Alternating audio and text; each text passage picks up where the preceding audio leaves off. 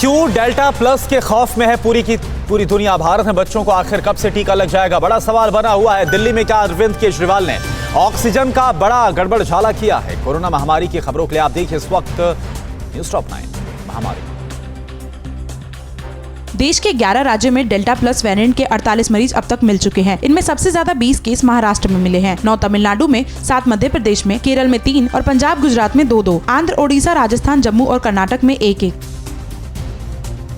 Corona का delta variant इस वक्त 80 देशों में है और इसके 3 सब टाइप मौजूद है। 16 देशों में 25% से ज्यादा मामले डेल्टा वेरिएंट के ही है। वहीं मौजूदा समय में 12 देशों में डेल्टा प्लस वेरिएंट मौजूद है। भारत में इस वेरिएंट के 48 मामले हैं। स्वास्थ्य मंत्रालय का कहना है कि क्लस्टर में वायरस के फैलने से इसके ज्यादा खतरनाक होने की आशंका रहती है।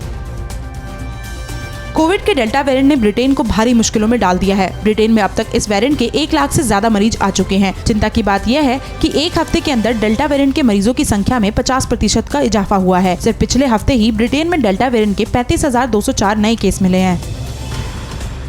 महाराष्ट्र में डेल्टा प्लस वेरिएंट से पहली मौत हुई है। रत्नागिरी में 80 साल के व्यक्ति की इस वेरिएंट से संक्रमित होने के बाद जान चली गई। हालांकि इस मरीज को पहले से गंभीर मेडिकल परेशानियां भी थी। महाराष्ट्र में इस वक्त देश में सबसे ज्यादा डेल्टा प्लस के मरीज हैं। यूपी सरकार ने डेल्टा प्लस वेरिएंट के बच्चों पर संभावित असर से निपटने की तैयारी शुरू कर दी है। मुख्यमंत्री योगी आदित्यनाथ ने ट्वीट कर कहा कि चिकित्सा विशेषज्ञों ने डेल्टा प्लस के बच्चों पर ज्यादा असर की बात कही है। इसे देखते हुए एक्सपर्ट के सुझावों के अनुरूप बगैर देर किए जरूरी कदम उठाए जाएं और लोगों को जागरूक किया जाए। केजरीवाल सरकार पर दिल्ली में ऑक्सीजन संकट के दौरान जरूरत के मुकाबले 4 गुना ज्यादा ऑक्सीजन मांगने का गंभीर आरोप लगा है। ऑक्सीजन संकट पर सुप्रीम कोर्ट की बनाई टास्क फोर्स की शुरुआती रिपोर्ट में ये बात सामने आई है। आरोप है कि जिस वक्त देश के तमाम राज्यों में ऑक्सीजन की कमी हो रही थी, वैसे समय में दिल्ली में इसकी जरूरत बढ़ा चढ़ाकर दिखाई गई, जिससे देश के सामने ऑक्सीजन संकट और गहरा हुआ। ऑक्सीजन विवाद पर आप प्रवक्ता सौरभ भारद्वाज ने दावा किया कि ऑडिट रिपोर्ट पर जिनके नाम है, उन्होंने किसी भी ऐसी रिपोर्ट पर हस्ताक्षर करने से मना किया है। भारद्वाज ने कहा कि जिस रिपोर्ट का हवाला दिया जा रहा है, हमने उस पैनल के सदस्य से बात की तो उसने कहा कि ऐसी कोई रिपोर्ट बनी ही नहीं है।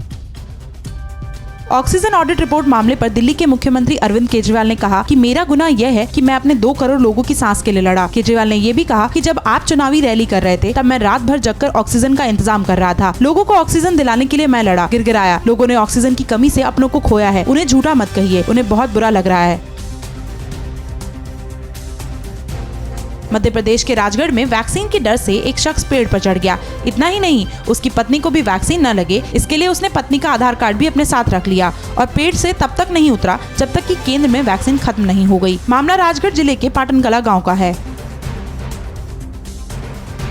अड़ी सोमवार से शुक्रवार शाम 6 बजे सिर्फ TV9 भारतवर्ष पर।